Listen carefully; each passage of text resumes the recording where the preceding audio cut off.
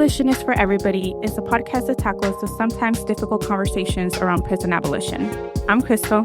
And I'm Graham. This season is all about the journey of incarceration, from arrests to sentencing, family connections, parole hearings, and reentry. Just a reminder, friends, though the title of this episode may give you some warning, remember that harm itself tends to create situations of alternate harms. There will likely be other painful topics brought up too. Take care of you.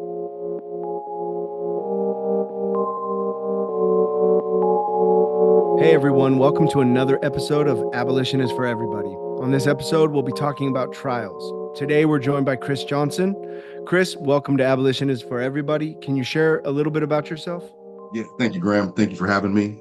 Yeah, I got out of prison about 3 years ago. I was sentenced to serve 65 years and 4 months.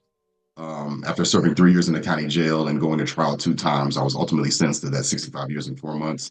I served 15 years, 1 month, and 1 day of that sentence due to some of the transformational work I was accomplishing, investing in myself and through like workshops and participating in the community. And then also because like some laws changed and gave me the opportunity. I've been home for 3 years. In that 3 years, I've been working for Success Stories program as a growth coordinator and a coach. The team ultimately gave me the opportunity to become executive director recently. And then I've also had the opportunity to found a mentorship organization called Sharp Circle that I'm proud of, and is making some strides and creating some opportunities for our community as well. Thank you for sharing that, Chris. Something that stood out to me in what you said was the total sentence. So maybe we could start there. If you don't mind me asking, what were your charges? Yes. I was originally arrested with 45 counts of armed robbery, including guns enhancements. Through preliminary hearing, the judge threw out some counts. I ultimately went to trial, my first trial, on 38 counts of armed robbery, and got a hung jury on every single count. Went to trial again after that, about a year after that, and they dropped like 30 counts and gave me. I went to trial on 8 and got found guilty of those 8 counts of armed robbery. Damn. Thank you for sharing that. What stands out to me in that is just like the maximum exposure. For our listeners that don't know what that term means, is like when you go to trial, and we can talk more about this, you go to trial, they're going to hit you with the full thing. They give you the maximum sentence if you get found guilty at trial. And the way that you explained it, what I was registering, and I'm sure some of our viewers are like, oh, that sounds like they were doing them a favor when they dropped some charges. So how did they end up with this big number? Can you talk a little bit about that? Yeah. So during that first trial, the DA's tactic was to basically like dump all their robbery because I had never been identified. I never had anybody identified for me. The crime I had what they call circumstantial evidence. I mean, that I had nobody pointing directly to me. They had like a jacket, or they had a firearm and some ballistics that matched a firearm found in my house, or there was ammo that matched something in my house. They had descriptions that were all over the place. A person that was 5'8" to 6'3", 175 pounds to 220 pounds, black, white, or Hispanic. And so they took me. They were taking a risk by taking me to trial on that many charges. And so their tactic, or at least what it seemed like, was to dump all these robberies that had nobody identified in these particular areas onto me, anything that fit that description. When we went to trial on those, the judge himself threw out 7 of those counts in preliminary hearing, because even the judge was like, I don't know if this one could really be, these don't have enough evidence to really go to trial with. So he threw those 7 out. So when we went to trial on the 38 counts, there's a lot of feedback from the jury after that on the reasons for them giving a hung jury had to do with, it didn't seem like, it looked like different people in the videos. Some of the robberies didn't have any videos. The victims themselves were like looking at me and saying like, no, he had blue eyes. Like their demeanor in the courtroom when they would have me stand, did the person, could it have been his height? A lot of the victims were like, I don't know. And so the jury saw the opportunity in that hung jury to eliminate the cases that would create that type of dissonance inside of the jury, and only find ones that the suspect fit my description, blah, blah, blah, blah, blah. There was a video, whatever the case may be, and make it easier for them instead of bombarding the jury with too much information. And so that was a tactic they used. They benefited from that. My lawyer was kind of pissed off. Chris, for our listeners who don't know some of the terminology, can you explain what a hung jury is? In the state of California, you have to, when you go to trial, you have to have, it has to be unanimous vote. Whether you're found not guilty or guilty, it has to be all 12 jurors have to be in alignment with that decision. So if you have one person that is saying he's guilty when the rest are saying not guilty, you'll have a hung jury. If you have 6 and 6, you'll have a hung jury. So everybody has to be unanimous either way in order to get found guilty or be acquitted. A hung jury is when it's not that way. When they vote, they have to vote on counts. So when you're charged, each incident or each crime counts as a count.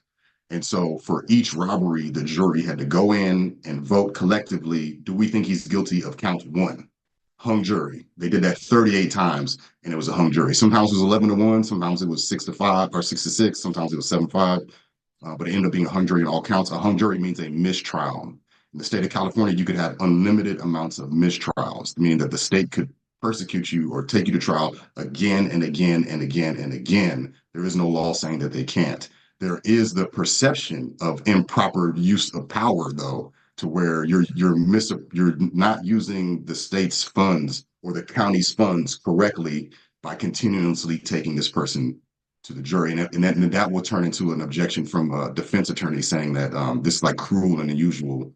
The process is not fair because you're just keeping my client in prison or in custody or in fear of his life indefinitely. So the most that I've seen, hung jury wise, I've seen 3, and then a person go and get found guilty or actually take a deal before their first trial. So a lot of times the state will offer you, instead of taking the risk of you getting found not guilty, at a certain point, they will offer you a deal and get you to, plead to a term.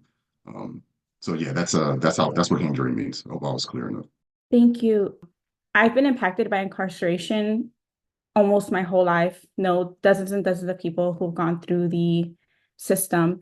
You are the first person I know that has gone through a trial. And I know it's not that common. My brother, during his second incarceration, said one of the things I learned the first time was I'm taking the first plea that I'm getting. Like, I'm not going to trial. Whatever they put in front of me first, I'm signing.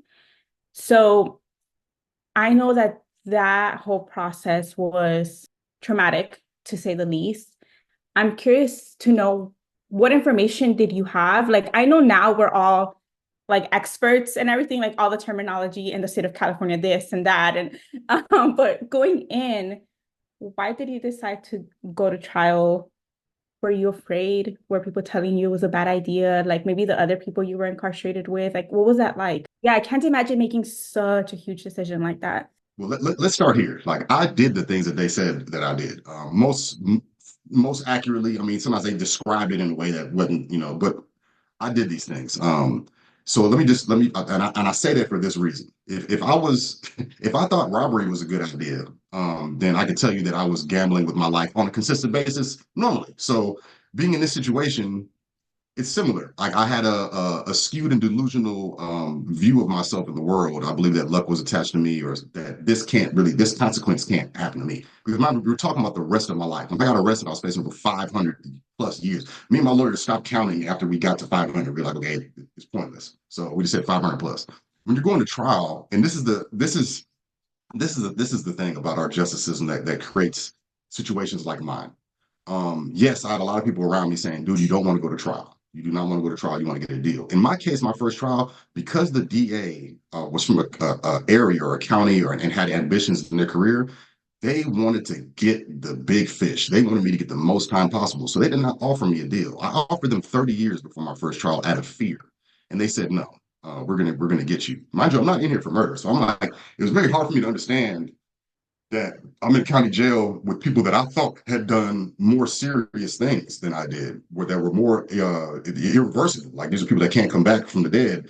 And they're being offered like deals like 10, 12, 15, 20 years and things like that, even 25 to life. And I was like, I offered you 30, you don't want it. So their political ambitions put me in a situation to where it was more advantageous to gamble, because at least if I get found guilty and I didn't take a deal, I'll have a chance at appeal. And this is where like some of the abuse of the system comes into play, because the adversarial system means that we just use taxpayer dollars to our advantage, because I saw I was having a change of heart inside. I was learning things, I was adapting, I was growing. Like, this was a painful thing to be in custody in LA County Jail and to be watch your family like look at you and see that you actually did some of these things, but they're not even, they're looking at the videos and knowing that it's you. And so I'm having a change of heart as these years are ticking by and I'm fighting. And so I knew the court, there was no mercy there. Like if you get found guilty, this is the determinate sentence that you're going to serve. And so my aim was to self-preservation. I was like, this isn't about honesty. This isn't about going before Jesus, Buddha, or whoever. Like this isn't about some type of moral, spiritual judgment. This is about a win or lose situation. And now, like, I have to do what's in my best interest, and that's all about my own survivability. And so I saw appeals as being a better option if I got found guilty than actually saying that I did it. Because if you plead guilty to the crime, there is no real viable appeal. That's it. You're going to do that time. And so that was my motivating factor. Yes, it was risky, especially at my second trial, because the first one they didn't give me a deal. My second trial they did give me a deal. They offered me 22 years for my second trial. But by that time, I like once again, I just thought I was like going to be favored in some type of weird way. Because of the hung juries, I felt a little bit more confident.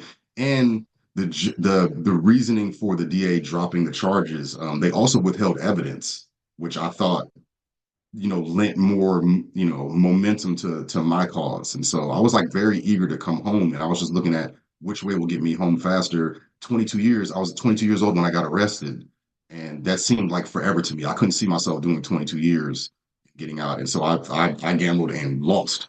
But yeah, most people do not do that. Most people do not go to trial. I was part of like a significantly small bunch of people around me. I think it's something like I don't have the actual percentage, but I do have the percentage on plea bargains that are offered. It's 98% conviction rate in the state of California. I don't know what it is nationwide, but I know California, and it's a 90% plea bargain rate. So something like 8% of people go to trial, 8 to 10% of people go to trial. That's a really low number when you think of the amount of people incarcerated. Thank you for sharing all that. Something that's standing out to me that I wanted to reiterate is the fact that the DA took pieces of evidence out in order to better their chances of conviction. So they took cases that they'd previously tried out so that they knew that the jury would not be receptive to these things. And that kind of highlights the overall strategy for me, like how we're using taxpayer dollars and taking people gambling with large amounts of time and getting them to strategize in the realm of dishonesty in your case, right? Like I'd rather not be honest about what I did and not have true accountability in order to get the better deal. And the DA and the public defender and the judge are all doing the same thing. So that's something that I wanted to highlight. I thought that's really interesting. Yeah, most people like myself, I was watching like Law and Order. I actually watched a lot of Law and Order while I was in. I didn't watch it on the street, but I was watching it in the county jail. It was like the only show they would put on TV. But I know a lot of folks look at Law and Order and try to ascertain what's happening in court. Law and Order is New York. They're not. I mean, I don't know if everything they're depicting is accurate or actually by law. I know some of the stuff you just cannot do in court. But the other half of that strategy is not only a lot of people don't know like real law process that in that courtroom they're creating a universe of consideration for the jury, meaning that like you could only consider the facts that are being presented. And so if you could find a way to not present certain facts, it actually keeps my lawyer from speaking about those facts unless he introduced them.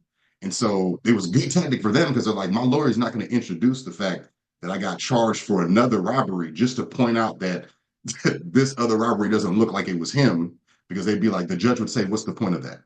We're only considering what's here. And so in the world of jurisprudence, like they're playing the game according to how the game is played, but to the outside world, the court system doesn't serve as a game or a thing. It serves as a moral determinant, a moral arbitrator in our society. And that's not what it is. There are rules, and the people there that are playing to win.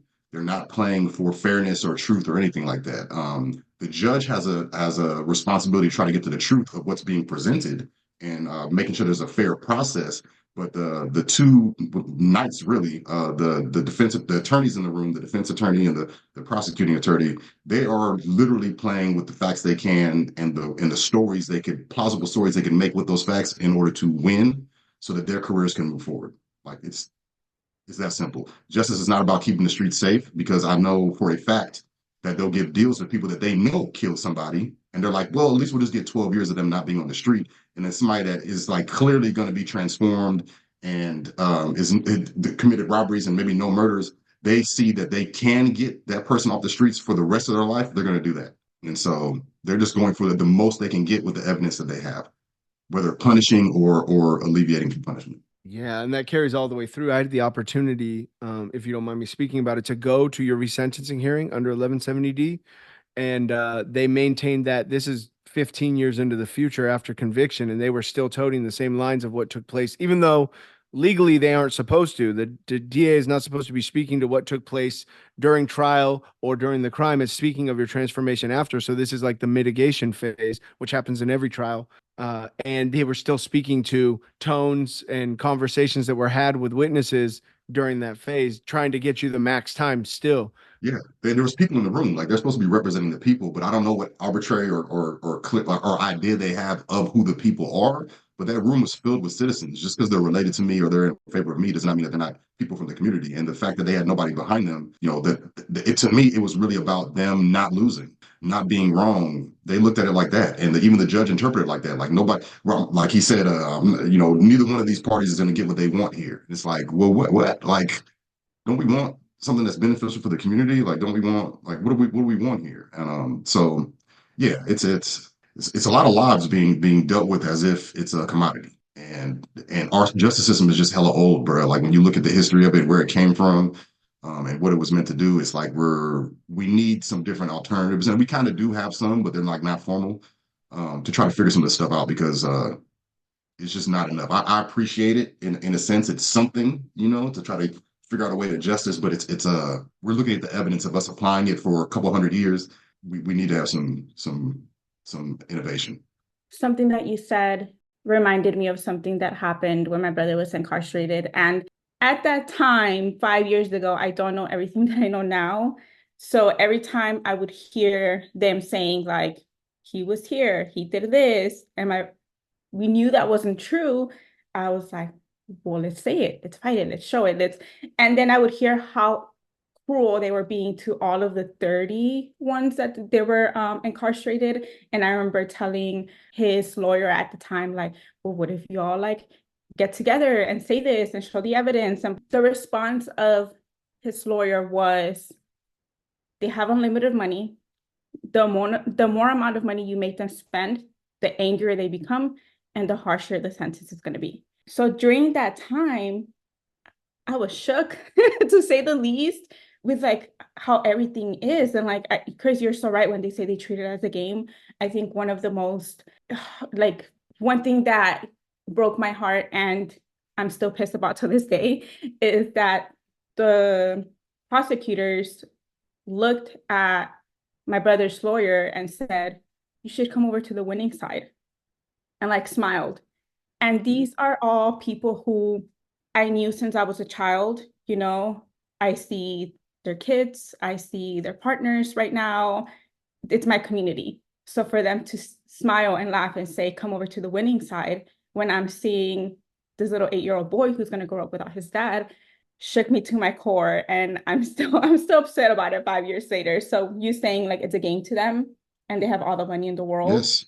Like they value the impersonal touch as being objective. But to me, it just creates calloused hands. Like I understand that to be objective in applying the law, but to be blind to its ramifications and its ripple effects is like, okay, that I don't can we look at this again? Yes, like I have not seen none of my victims benefited from anything that happened. If anything, they were pressured because a lot of them could not leave work to be at trial. They did not care really. A lot of the victims were like, look, my insurance covered this. It sucked for me and screw him, but I can't be here. My first trial was 6 weeks long, like 5.5. So they're being threatened by the prosecutor to show up and miss work or they will be arrested if they do not persecute me. And that's why a lot of times they got on the stand and looked me dead in the face and were probably like, I know it was you, but I'm gonna say he had blue eyes because fuck this system.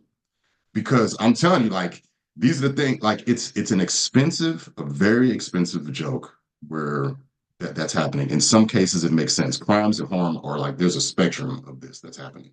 But what's taking place in that courtroom is a level of power and in process that needs to be analyzed. It's very disturbing to know that these people that operate that way in prison in that setting that could look at human beings and move that way and even pressure victims into doing things that they don't want to do and just go home and feel good about themselves. And they wear the badge of honor as if they're protecting society, when actually they're creating a lot of the things that turn into conflict later on, similar to like World War One. The things we did in World War One actually led to World War Two, but nobody wants to look at that.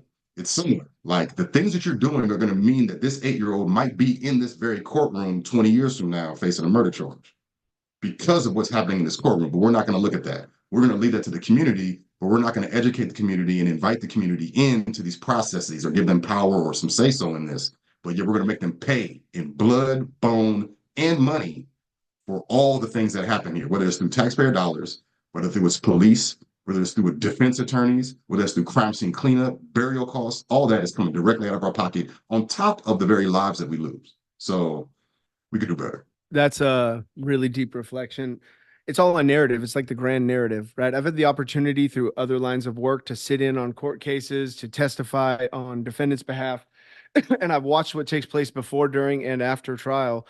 And the amount of like fraternal bond that DAs and public defenders or lawyers have is it's something that the public doesn't know. You mentioned Law and Order earlier, and I'm thinking about how, and we've talked about it, as Crystal mentioned in previous episodes, how we've educated ourselves because the system does not educate us on how the court process is. And then the way we've simplified that is, oh, well, it must, if we don't look deeply at it, it must work, or it might be broken in these areas and it can be fixed. But my experience of trial, both in me fighting my case and me testifying on people's behalf, is that it's a show. It's the grand show. It's theater. The defense attorney and the district attorney are crafting a narrative, and their narrative may or may not be based off facts. There'll be some facts present, but they paint the facts how they want to. So it's like alternate facts, right?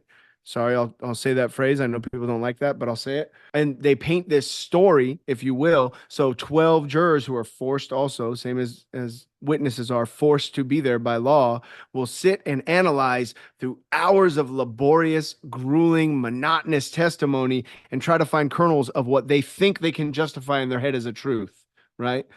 That's still painted. That those jurors' opinions are still painted by their lived experience. It's still painted by what they've witnessed. You have people who've experienced elements of harm. They're going to come down harsher if they're in the room during an element of harm. The whole process is crafted to be this grand theatrical spectacle. And you don't learn until afterwards, and everybody's getting preyed on by that spectacle. I could tell you, I could speak to two things that you mentioned. I could tell you, for like, if I can go back, I would have told my mom, who was like my ardent, my passionate supporter, and since the beginning, who did not believe her son was even capable of this. And we had to go on our own journey. But anyway, instead of hiring and going into debt and pulling equity out of the house and getting a $50,000 attorney that didn't do really anything for me that I saw, I would have asked for a penal code book, because that, when I got the penal code book after I got found guilty, is when I started to really educate myself when I was preparing for my appeal. I know that just with that data alone, I might not have represented myself in the courtroom, but I could definitely represent myself with the attorney by having the word and understanding what was happening. It's preyed upon. When somebody gets arrested, you're afraid. You're afraid, especially when they're facing that much time. You're like, I don't want to lose my loved one. And it's similar to like a medical place. Like you come in and like they tell you have this disease that's killing you. You're like, okay, what can I do? You're very vulnerable in that moment. And so you make decisions that are financially, they're based off of purely emotion that will put you in financial straits for decades. This is also part of the things that affect transgenerational wealth. And so that attorney got over, all in all, it broke my family. And I'm responsible for that. But the people that were there that live this life, that are trying to feed their lifestyle through being attorneys, know the vulnerability of who they're talking to. Similar to people that work in the mortuary when they're coming in there with their insurance checks to buy the best funeral experience for this person that they lost. When some of that insurance money is supposed to go to you bettering your life and having some of the contributions salvaged from this person not being in your family no more. Yeah, they took full advantage. And a lot of people were not like me. I knew how to read, write well. I was able to comprehend some of the penal code books. I was able to ask questions to my attorney in there. I was not like other people. I knew people that did not even take notes in trial. They would just trust their attorney. We're I don't want to call it sheep, but very vulnerable population when it comes to that court system and process, because of that lack of awareness and understanding of the process. Not just your rights and all that, like, yes, but like literally the terminology in the court is different terminology. Like you have a dictionary that's for law and then a dictionary for common language and speaking.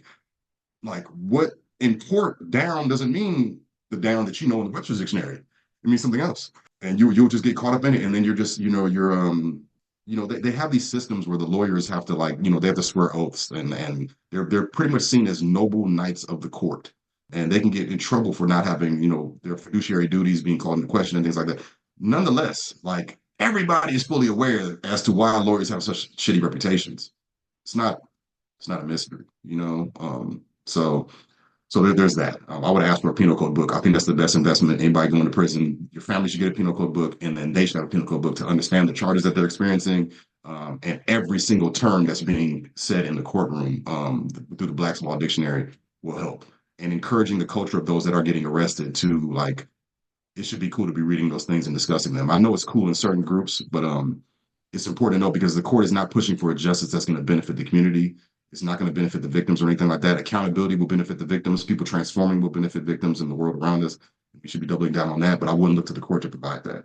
I want to pin to something that you just brought up, the concept of accountability. And I think the broad public opinion, and maybe even the opinion of some of our viewers, would be that this is accountability, that putting someone through, like, our justice system is set up in a timeline that gets them to this point. If they're truly innocent and they want to fight for their innocence, going into this is what finds that innocence or holds them accountable for what they do. Can you talk a little bit about your experience of that and your opinion of that? Yeah, I totally understand people having a fixed mindset on the person that goes in.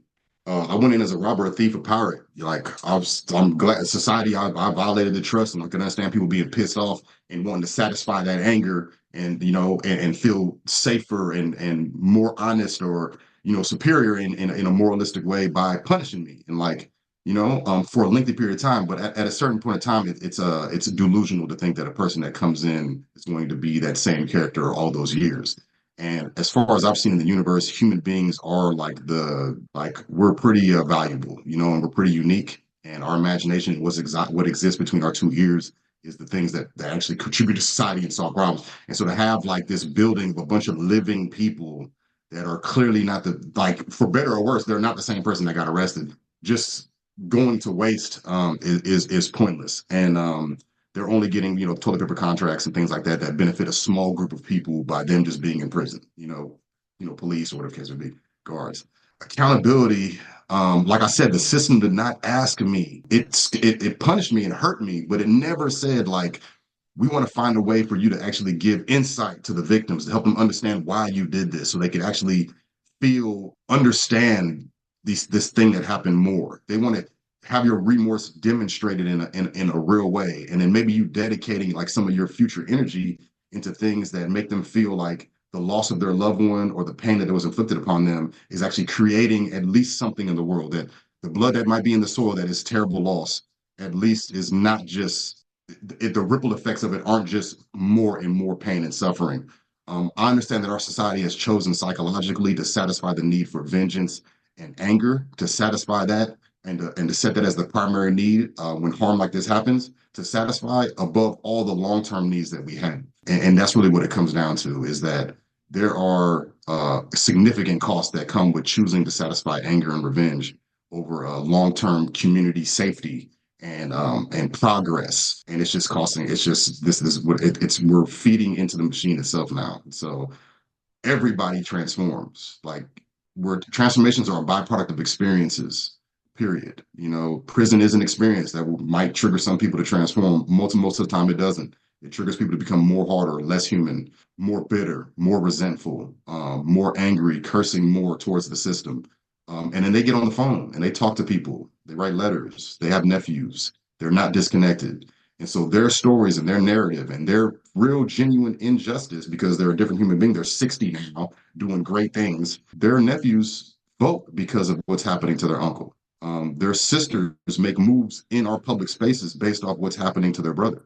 It's influencing us in decisions that we make. And so we should be considering that. I know these are the thoughts that really go in my head. It's like when I try to solve these problems, I'm like, what would I have done with myself? Very pissed off with myself. I totally understand the anger. But just like a gang member, it has to be proportionate. Like in a lot of like honor cultures, it's not proportionate justice. And that's what I mean by in a gang. Somebody disrespects you, they could die for that. Like they threw words and we threw bullets. And it makes sense in that type of world. In society, it can't. Like it has to, like we have to actually like look at long-term things that we're trying to do. I know that it may seem, oh, life for a life. That's not really how the equation works. A life for a life actually does detriment when you look at it. We're going to lose two instead of one. Why not take the one we have left with the guilt and shame that they bear and pump them full of experiences that will double their output and contribution beneficially to society? We should at least try to salvage the one that we lost through investment rather than lose two. It's a heavy ass question that leans a lot into forgiveness, but I've just seen what I've seen in the real world. I've seen what Romans have done, and Romans were some pretty bloodthirsty ass people. And there's a dude named Pompey who was a general. There's a bunch of pirates. They were eating up so much. They were doing so much in the Mediterranean Sea that no food was getting into Rome, and so they gave this general enough power to go solve that problem. Now I'm thinking this general was going to roll over there with all these, get these take a big ass navy, get these pirates, and feed their ass to the lions and put them in the circus because that's what Romans do, right? No, this dude gathered all these pirates up, and according to Plutarch, said that people are not born this way; they make themselves this way through vicious habit and training. So what he did is he took the pirates and broke them up, separated them from their groups, and took them from the sea and put them in areas in places on land in cities that had been mainly destroyed and needed to be rebuilt. And you pretty much told these cities, I'll give you money to rebuild these places if you take these people and let them live in your community, and he gave them land. That's some radical ass shit from a Roman violent ass person. Like no Christianity, none of this. And he had the common sense to know this. I'm like, why can't we do better? Why can't we think like that and say that people are not born this way? They make themselves through vicious habit, and therefore we could unmake them through healthy habits. These pirates were massacring people on ships and taking food. These were like some for real gangbanging folks on the Mediterranean Sea. If you saw the stories of these people, like they'd be fully justified in just massacring them, and they didn't. They saw value in putting them, giving them assets, and changing their direction, which to me is transformation. If the Romans can do it, and we love Rome, we need to start. We need to start showing some genius in the social justice realm, like logically. Like, what are we losing? I mean, talented people I've seen in prison, people that like they solve problems, like, and they're doing it with nothing. Like, imagine if they were invested in, and it's like we're just losing so much. That's why these movies are starting to get old. It's like, damn, these movies just ain't as good as they used to be. It's because we locking up all the imaginations. Like, I got a lot of value. I'd never heard that story, and I have not read much Plutarch. So you pulled Plutarch right out of the wherever, and I was baffled. But it's an amazing reflection of what can happen, and what unfortunately does happen is oftentimes. So, like, I went to trial as well. I did not go all the way into trial. I was facing 36 to life. I was also guilty of what they were charging me with. They'd added a whole bunch of stepped up charges just to intimidate me. I'd had previous records, so I was not super intimidated. I also had like no will for life, if I'm being completely frank. So I was like, whatever happens, happens. But when they hit me with the deal at jury selection, now this is what I swear this is going somewhere. We did jury selection. I selected 2 jurors. I was like, I'm done. Like, this is not going the way I want. This is going to be a lengthy process. I'm going to get 36 to life. And they came with the deal right then, very strategically, very tactically, slid the tall form in front of me and said 15 years. And I said, why not? I'll take 15. I'll do that. To me, 15 years didn't matter. At that point, after 2 years of fighting a case, 15 years sounded like whatever, like it's going to be what it's going to be. I think that is really telling. And I experienced that when you were talking about your story, the way that we gamble with our own time. Because I remember when I first went in, the fear that had set in, like, this is going to be the rest of my life. Rolling that mattress up, sitting on that bunk, going out shackled, going to court, waiting for trial all day in a room full of musty ass dudes that probably don't have the best hygiene and are angry, waiting for that every day. I said, this is the rest of my life. But at the end, 15 years is like, whatever. And I feel like that gamble, the way that the system is indiscriminate with how they view our time, because they'll stretch a case out for years and years, and they don't give a fuck whether it's 15-2. Like, I fought a 6-year case prior to that, and I fought that for 2 years. It doesn't matter to them. Like Crystal said, the money is limitless. They'll do it forever. The way that the system, like, doesn't discriminate with how they play with our time forces us to deal with time and our own value and our humanity in the same way. Yeah, and psychologically speaking, you're inside of an environment that doesn't allow you to think about the future in the same clear-headed way because you're like you said, rolling up your mat and getting on a bunk. being shackled, going to places. It's very much survive the day and the next day and have enough food to eat, because if you just ate the food they give you, you're starving. And then getting on the phone and making sure that you're connecting with the people that ensure you still have an identity. Like there's all these things that you're doing on a daily basis just to maintain your sanity, really. You're not thinking in the future like that way. You think, the nightmare pops up, like I want to get home someday. And yes, like, see, when I got arrested, I've never been to juvenile hall. I've never been like, I've been arrested, but like in the car, I've been harassed by the police, but I've never been like charged in no real way. I've never been to county jail or none of that. I've heard the stories. And so for me, it was a very shocking experience, even though I was doing a bunch of stuff on the street that would definitely send you to jail and prison. I was like shocked by the experience. And I saw that pattern as well, that most of the people, damn near all of them that had been to jail before or been to prison before, were quicker to take a deal because they knew the system. And it was no, it's people like me that were like, no, it won't go to trial. And there's a lot of that. And yes, time is this arbitrary thing that people look at as creating change. Time does not create change. Events that happen in time create change. So time, if you're looking at math, time is the domain, but the range, like experiences that happen within time, that's the thing that creates what our life is. And so the 2 years they spend trying to, of you being like, yeah, you're right. The time is not valued. Most people spend about 2 years in there. And if they're facing serious time, you spend an average of 2 years fighting your case in the county jail. We're just not being honest, dude. Like our system says that the burden of proof is on the prosecutors because you're presumed innocent. Nobody in that jury is presuming you innocent.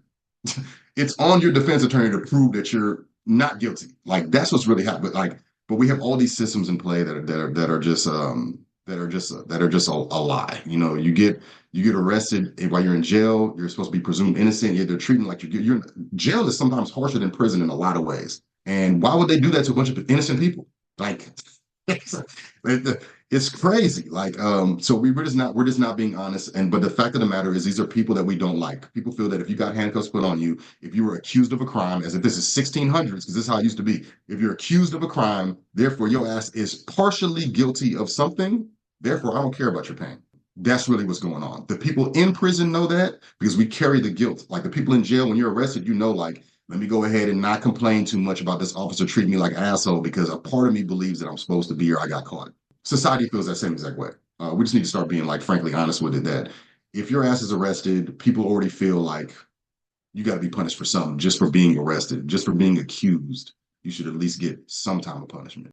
Can you talk about that a little bit more? Because, and I've shared this in the podcast before, I think some of the worst times of my brother's incarceration, and he's told me this himself, and I witnessed it, and what my family went through was when he was at the jail, and just seeing his health, mental health, physical health, everything like deteriorate, and then like once in a while going and seeing like bruises or see like just everything that I witnessed.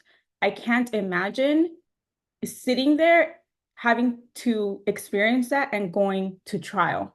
So can you talk a little bit more about that experience and the experience of like actually sitting in a room through trial, and like, do you get prepped? Like, does the lawyer prepare you? Do the people around you help prepare you? Like, how does that work? Yeah, you're getting prepped, but like maybe not in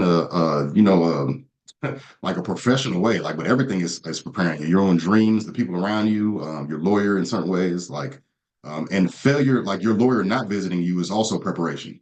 like so everything is steering your direction. But yeah, like concretely speaking, the county jail environment wise, particularly Los Angeles County Jail, is very like all the things we don't like in society, like racism and sexism and all of that is welcome and held in high regard and preserved in places like this. These are incarceration centers. So when you come in, whether you're a racist or not, you're gonna be thinking about race. When you get into whether it's a dorm or cell, like your racial identification is going to matter big time in there. Your gang affiliation is going to matter where you go, the sounds you hear, who you're around, and who you're talking to. When you go to court, which the court line process is very, very hard on the body.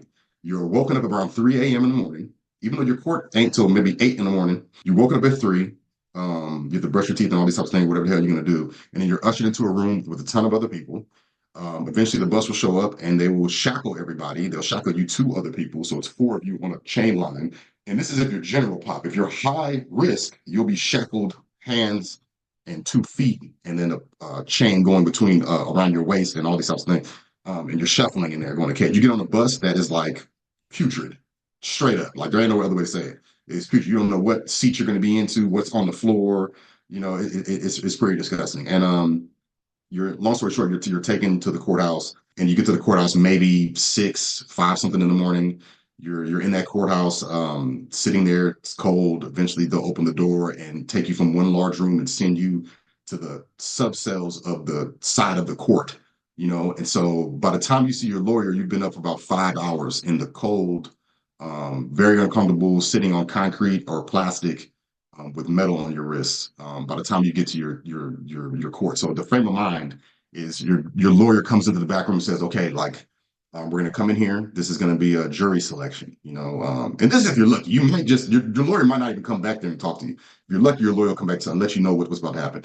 Eventually, the bailiff will come out of that cell behind the court and usher you into the courtroom. You come in, and it's kind of like walking into a whole different environment. You have not walked on carpet in a long ass time. You have not sat in a chair that had cushion in a long time. So a lot of what's very paradoxically weird is that when you get in the courtroom, one, you can see your family or whoever's supporting you sitting over there, even though you can't really wave or talk to them. And I know you've seen that, Crystal. You've seen him coming in and looking at you and like giving you the real quick nod. And then he has to sit in a chair that's either, with his back to you or something like that. And then he's sitting next to a courtroom. That chair is actually very comfortable. It feels weird to be feeling the comfort of a chair while you're actually like basically like looking at the guillotine. It's a very nerve-wracking position to be in a space where everybody's talking about you and what you did in a very vulnerable, transparent way, and you have no power, but you know that the end result, whatever decision is being made here, is gonna determine where the hell you're gonna spend the rest of your life. And it's not gonna be comfortable. So a lot of people shake in that chair, like uncontrollably, and it might not be perceptive, but you could feel it. And I was talking about the guys. I was like, "What's up with the shaking in there? Like, what is it? Is it the air conditioner or what?" I think it was the fear of like absolutely knowing on a subconscious level that you do not have any power over what's about to happen to you.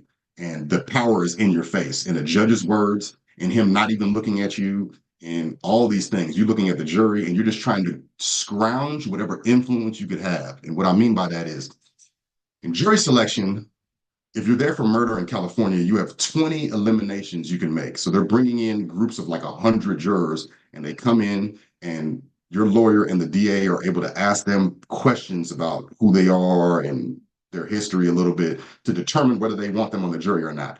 You have a 20 eliminations, the DA has 20 eliminations until we're actually able to settle on 12 jurors plus a couple reserves. That's how the process works. When you don't have murder, you get 10 eliminations when you go to trial, even though you might be facing the rest of your life. So I went in there, I'm facing 65 years in my second trial. I was facing over 500 in my first trial. I had 10 eliminations. So we're listening to people say, like, my son is a DA. I love police. I'm like, let me mark that one out of here. You know what I'm saying? Like, we're doing that whole entire thing. We ran through, in my first trial, it was great. My first trial, the jury selection was like all the things in the movies, like Independence Day, that you see of America.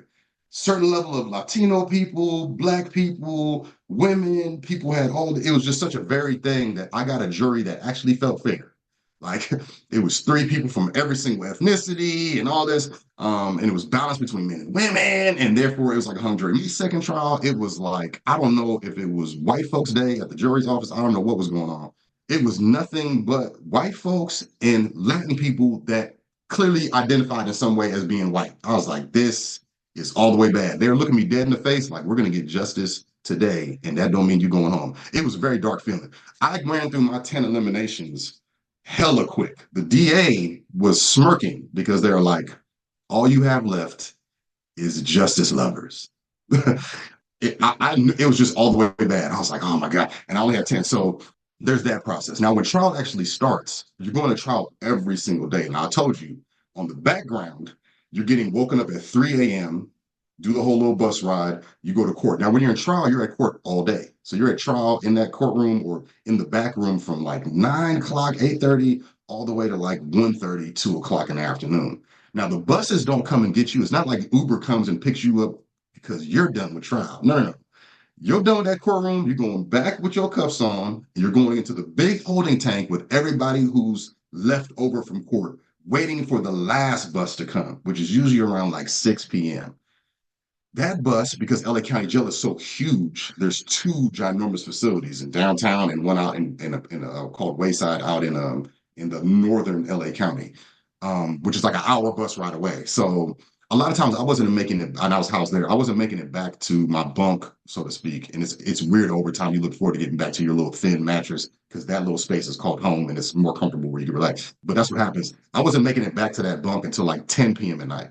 So when I would come back, I would have to choose between eating these two frozen ass nasty heated up burritos and just going to sleep and then waking up dirty because they won't let you take a shower in the morning. They weren't at this time.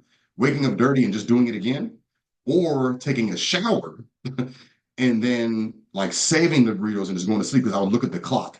Now, when you get 4 hours or 3 hours, because it ain't like it's quiet in the dorm room. Ain't nobody's getting silent because it's 126 men in here. We're not going to be quiet because Chris has court tomorrow. The people in your vicinity might respect you, but people are freaking playing cards and shit like on the other side. So it's like it's never silent, and you're fighting for your life and going over the facts that happened earlier that day. So it takes you a while to go to sleep sometimes. So by day 3 or 4, by Wednesday, I would feel it because I was in trial for 5 weeks, slash 6. By Wednesday or Thursday of every week, I was like hitting a breaking point with like my sanity and rest in my mind to where I was like trying to pay attention to everything that was getting said, but being on these buses and being on these holding tanks with a bunch of people that are going to court once a month, they have a different energy. I'm trying to control my conflict with the people that I'm incarcerated with because that is a big ass deal. You can't just be tired and cranky with a bunch of other people at a certain time. That's not going to get you a pass. And they will get on your last damn nerve because you like straight up. So every once in a while you have to do a radio call and be like, hey, radio, look, man, I'm in trial 3 weeks. It's Wednesday. I'm running on like 6 hours of sleep. Like, could we please? And you might have some solid ones in there that be like, all right, man, we respect that. And then you might have other ones that be like, man, fuck your trial. And now here you are in this type of circumstance. So like I was maxed out by Thursday, Fridays. I was like really on thin sanity. And like, I'm gonna tell you honestly, like, I'm a healthy individual. I know the privilege of being that. And this put me to my wits freaking end. And I don't know how other people were able to do that. You know, my second trial was about 2 weeks long. It went rather fast. Same thing though. Wake up, long hours, and do your stuff. So it's very hard on the mind. It's very hard on the body. For you to be in such a vulnerable situation where you need to be absolutely present, knowing what the hell's going on. Once again, it puts you in a state of reliance on the system and the representatives that are really there for money and for their own prestige. And so there you are looking helpless. There your family is in the background looking helpless. And then everybody's going to your lawyer asking them for questions and basically to be a savior. And your lawyer's like, in order to navigate that, is saying all these promises and we'll see and we'll see. When reality is they're there for a check and to make a living. They have to be because there's no way you could have that. You could not represent people in jail and going through court and not become kind of calloused and used to people dying on the operating table, so to speak. Because clients of people that are facing murder charges, what is it, 9 out of 10 are getting found guilty if they don't take a deal? So if that lawyer is in trial, they know the likelihood is that their client is going to get found guilty, and they're used to that, and they're used to looking at grandmothers and mothers in the face and saying like, yeah, there is no refund. Like, yeah, your $50,000 got you 140 years of life, but for the low fee of 30 grand, I might be able to represent you in appeal, even though I know that that appeal won't work, but it will get me a new Mercedes. What you want to do? And they'll ask you, "Do you have a house?" They ask my mom, "Do you have a house? Is there equity in it?" Wow. It's really weird and paradoxical that there's so many. I knew like straight up hitmen and gangsters, and I was like, it's weird that this system is allowed to oppress us with such. We're supposed to be the most violent people on earth. You think that people would be scared to do this type of shit to us? We're not the most violent people on earth. The people that control these pens and paper, that control these systems, that are worse than bullets, Oof. they are the most violent people on this planet. They do violent shit without a machete, without a sword, without a knife, without a gun, but just as destructive, if not more so. It's just we don't see that on TV. We look at TV and we think of the bad guys as somebody that goes and shoots one person. But these people are like literally, there's people in court. Go sit in the courtroom and just sit there all day just for entertainment and just bounce around. You'll watch 20, 30 people get their life taken. Now, mind you, they're in there for taking another life. And then you'll see the baby in the room, the kid in the room that's going to grow up without that loved one that's experiencing this injustice. And therefore, that kid is not going to lean on this justice system. They're going to create their own justice and they'll be punished for that justice later on when they turn 18, 21. And they'll be in that same courtroom. That's the cycle. There was one thing you said. No, that was a beautiful tangent.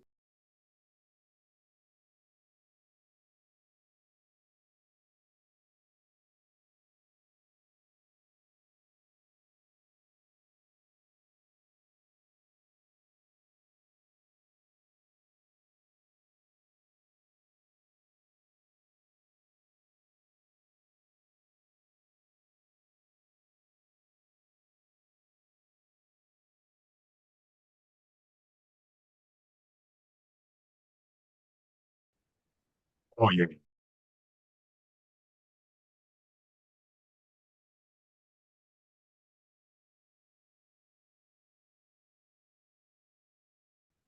Yeah. Yeah. Yeah. Yeah.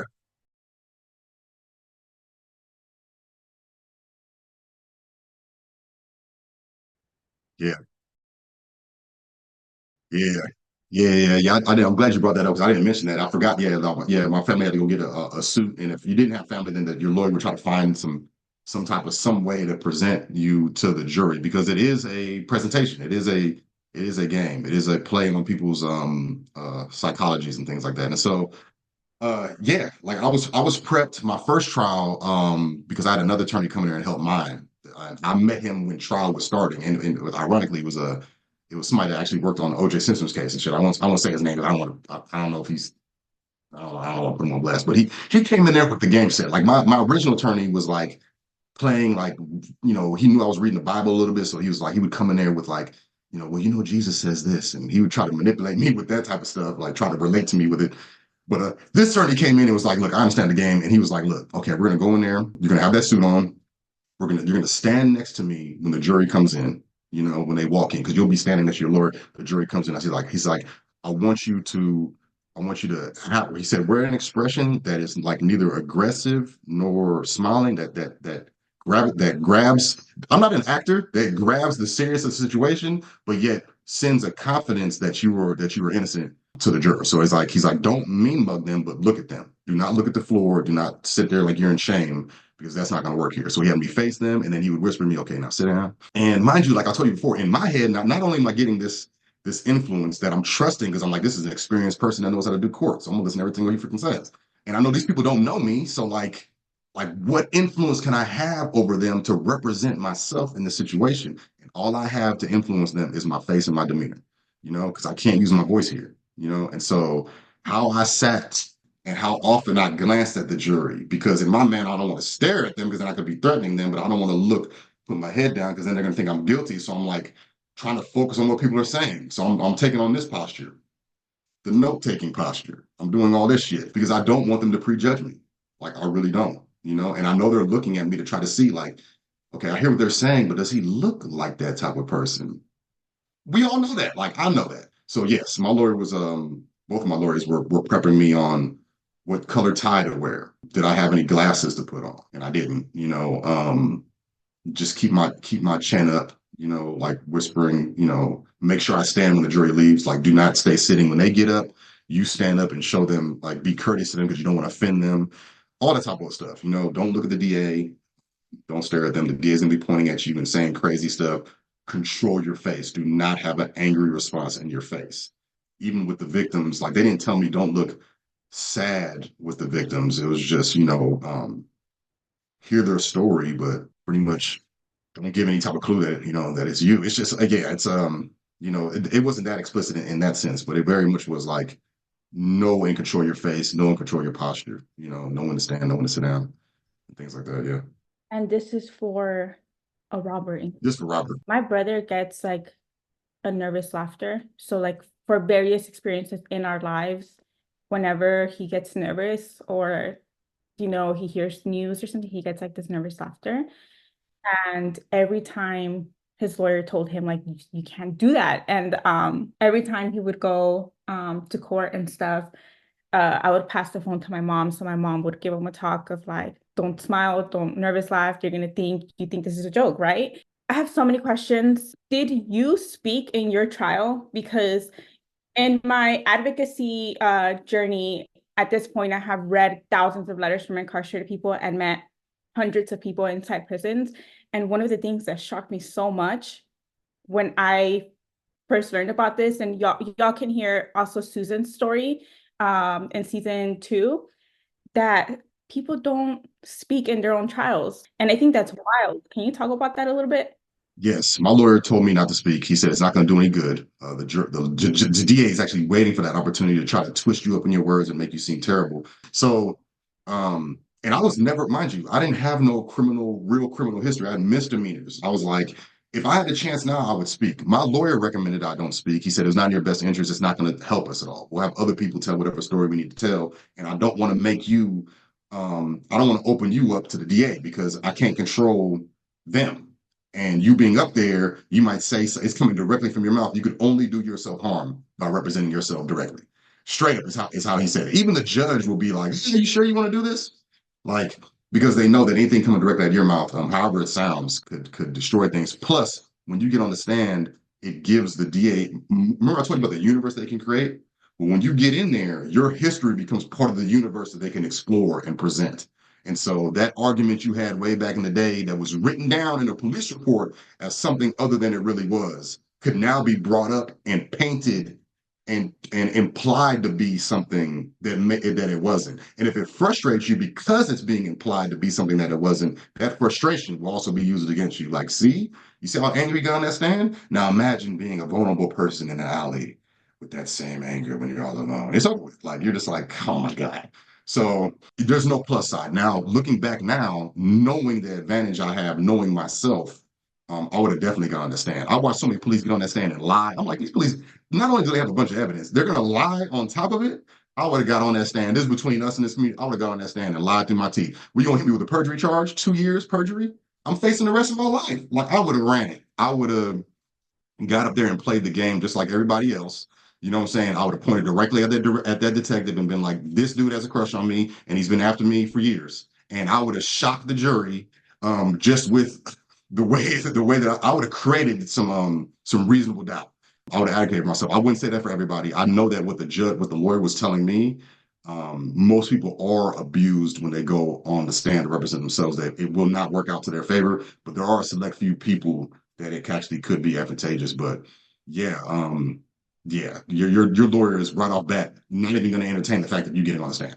Mhm. Unless you're a woman, that might play a role because it looks, and this is the world that we live in, y'all. It looks very bad for a male attorney. That's a DA going hard on a woman that looks like somebody that could be because it's not all women. If you're a colored woman with tattoos on your face, they could beat you up in court and nobody's gonna feel bad for you. But if you have a certain type of look, like my criminal defendant, a certain type, it can make the DA look like a bad person for you going too hard on you. But they'll say, like, this guy's an asshole for doing that, you know? Whereas if it's a woman, they play on these gender stereotypes. These are smart people. If it's a woman attorney and you're a male and them going at you, and then you're getting angry or frustrated, now it's in their favor. So like it's very much a psychological game where they do take perceived social perceptions into play when they do their tactics, and they're taught to do this like in school. It shows that they're good at their job. I've actually had the chance to testify, and this is coming from a role that would be deemed like it's deemed by certification as an expert role, a forensic expert. And as I'm testifying, I went through a 4-hour rigorous cross-examination, and I can speak to the amount of abuse that the DA they went as deep as they could into who I was as a person. It had nothing to do with the role that I was there to represent, just into my background history. They went into billing factors, income that I have. They were just trying to paint me as not credible to the jury. Didn't matter that the facts that I had were true and the report that I wrote was valid and written from a place of integrity and truth and represented the facts that were given to me in the case. Now it was about character assassination. And the DA, just like you said that your lawyer trained you in how to posture yourself and how to represent yourself, that DA is equally, if not greater, trained in how to make you look and make everybody who is there to represent you look, including your lawyer. They will make your lawyer look bad too. Look like the most uncredible sources because, like Chris said, it's a universe, it's a narrative that they're crafting. And it's very like what I'm taking from what you're talking about is just how optic it is. It's just all about optics. It's a performative culture we live in, Yes. and it's personified nowhere more clearly than in our courts and within our justice system, that this is all about performance. These DAs are elected officials. They are going for the vote. They base their job based off of it's a ludicrous standard of conviction rates, right? And so they've came up with the tool of plea bargains, and plea bargains are how they maintain high conviction rates. So there is no DA with a low conviction rate anywhere in the state of off top. They all have high conviction rates. They bolster that by going after cases like Chris's. And you can correct me if I'm wrong, Chris. Chris's case sounds like optically it would be something that people would pay attention to. So since they're paying attention to a large amount of robberies, let's make this person suffer and show the public how much I don't like this person. So next voting cycle, they'll know that I have their back on robberies. Yeah, they called it a deterrent situation. They want to deter other criminals, as if you got a bunch of people from the street in the courtroom watching you go to trial. Like, no, they on the phone somewhere waiting for the text to say guilty or not guilty. Like, they're not in the court. So who is it really deterring? It's likened to it reminds me of comedians. Like, these are the only other occupations that kind of relate to the performative nature. It's a theater for sure, but theater, there's not a lot of interaction from the audience. We're meant to be quiet and like applaud at the end. But a comedian is looking at the faces of the people and they're making pivots based off like what's happening in the room. And that to me is more aligned with what's happening in that courtroom. They're looking at jury's expressions, they're looking at the judge and what he's saying, and they're tweaking as they go for the win. And they like it's I think they convince themselves that this is like really justice, but they turn a blind eye to the ripple effects. Like I said, they close their ears, close their eyes and plug their ears to like what's really happening and still and double down on I did what was right. I put away bad people, and I did it in a way where they cannot get out through appeal because that's how good I am at doing it. And that is justice. In contrast, you just reminded me, in contrast, when I walked out of that grueling 4-hour cross-examination, I was up in Santa Cruz and I was waiting for the lawyer that had worked with me, contracted with me to come out of the court. So I'm watching everyone leave the court and the DA came out before my lawyer and the DA approached me and literally said, "Hey, sorry about coming at you so hard. I love the work that you do. I think that the things you're doing is amazing." I was like, "Then why did you tear me up and make me look like a piece of shit for 4 hours?" Yeah, Like, yeah, there's zero ethic in it. It's not about what's really happening. It's about what they want you to think is happening. yeah. What's funny is like saying you said there's zero ethic. Like they got a term for it. I can't remember what it's called. There is an ethic that only exists in that courtroom. So their idea of right and wrong is different from our idea of right and wrong. Like it's just different. Like lying to us is not lying to them. Misrepresenting the truth and being conniving is not what it is to them. That's like part of the game. Like, so they're like high fiving and doing their thing according to their right in their work. The same way, in our worlds, we have our own version of right. And so like that's what's really just you're in a completely different world, but it's gonna impact you the most, like in your body. It's not like an avatar. And that's what's scary about it is you're in a place where you do not know the rules, but they have power over you. And you're just trying to catch up to this person that's been doing this for 30 years. You're trying to catch up in this little bit of time you have. It's terrible. The county jail, terrible. These conditions are terrible. They're traumatic as hell. I've seen people with mental health issues, people that cannot read, people that have people that have comprehension problems. They overcompensate. Like it's part of the thing. It's like when a person knows or been told that they're stupid their whole life, they're gonna pretend that they're smart, and it just like that is compounded in jail, and you just watch it. I've seen people with mental health problems not be able to have any access to anybody that could really truly advocate for them. Social workers are bound by certain things because they're part of the system, and they'll just be in there for years because they don't know how to say, "I want to go to trial now. I don't want to wait time." They can't say that, so they're just there, just bouncing around, getting punished by people. Like it's terrible. It's terrible. There's no way to reform that and make it healthy to where your punishment begins after your conviction. Your punishment begins as soon as those damn cuffs come on. Back in the days, they had roving, so the king would have these jurors that would come to your town to hold trial. So your peers were literally people that were farming and doing all kinds of stuff around you. And here's this stranger judge coming in, which the judge was like a prosecutor, a judge and a prosecutor, whatever. So like they were strangers, and that's why the burden of proof was on them because people didn't know them. But we know Gregory. Like we know all about what happened. So like the burden of proof is on that. That's not the case no more. Like people are watching Law and Order, they're watching cop shows, they're watching all this type of stuff. They're coming in and they're on the DA side, and they're like, let's hear the evidence that proves that this dude is guilty because we already know he is. Yeah, and it removes the individual themselves. One thing I want to highlight to listeners before we close out is I heard both of you say, like, yes, I did do the thing. Even if you did, I personally believe, and that's what abolition is about, is even if you did do the thing, y'all shouldn't have had to go through all of this. Our loved ones shouldn't have had to go through all of this. And removing the individual, like if you hear of somebody who committed a robbery or multiple robberies, That's all you hear. And they're painted as a villain, a monster individual. But it's like, sure, but did they commit that robbery so that they can eat for the day? Were they feeding their children? I once saw a story of father-daughter getting arrested because she was a cashier and she wasn't like scanning the dad's food. So they both got arrested for that. And I'm like, but it's groceries. It's groceries. Father and daughter getting arrested because they're hungry. And now they're going to go into the jury and it's a robbery.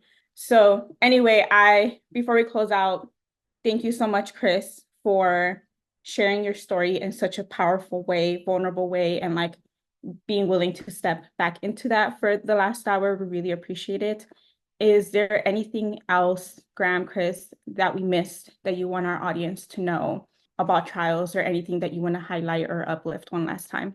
I don't think we missed anything. We had a pretty thorough episode. I think that something that I want to reemphasize or place extra emphasis on would be just the general unbrokenness of our system, which we've talked about a lot. It's not broken. It's doing exactly all of these things were designed by choice to do exactly what they do. It is probably our justice system by design, by the way that it was written and the purpose that it was created for, is the most functional element of modern culture. It's doing exactly what it was intended to do. And I think paying attention to that function and figuring out a way to dissect, dismantle, and create something that brings true accountability is the work ahead of us. And we can only do that by having conversations like this and by challenging the system when we see on broader levels the areas that it is doing harm within our community. Yeah, I wish, unfortunately, I was trying to find a shortcut to the American dream, which a lot of kids are doing that through Instagram right now. They're seeing these images and they're trying to find a way to get there. That's why I was doing it. But I do know this, though, that in spite of that guilt, the minute, like, I do this through my Sharp Circle program now, like with accountability. Early on, had I been invited into accountability, if I would have seen an opportunity to salvage my life by doing the work of transformation, I would have took that path, and it would have been a much shorter path. And the victims would have got to hear genuine remorse and accountability and a commitment to change and an understanding of the impact on their life.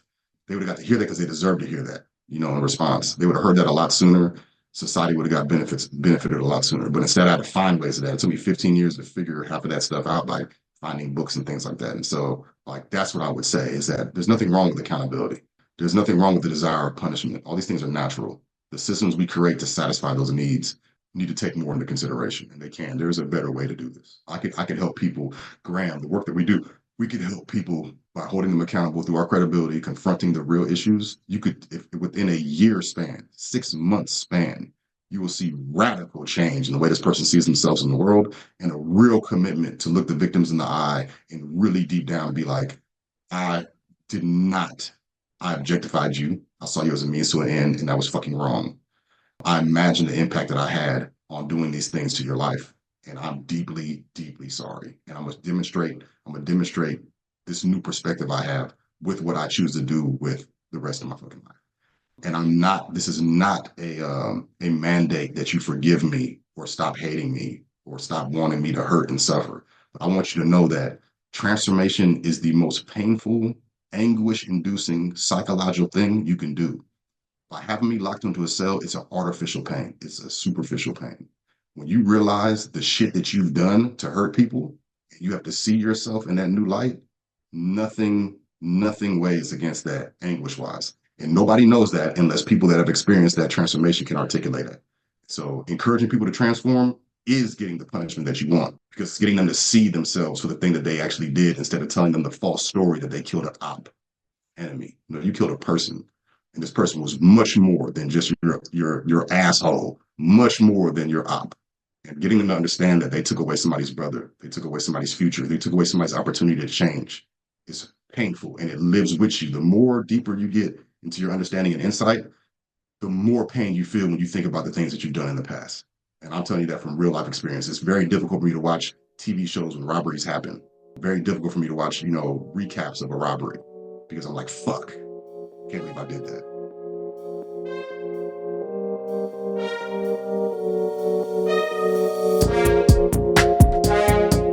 You've been listening to Abolition is for Everybody. Be sure to follow us at @abolitionis_ on Instagram, Facebook, and X for regular updates. To support, please rate and comment wherever you listen to your podcasts. Those 5-star ratings help our people find their way to us. So thank you.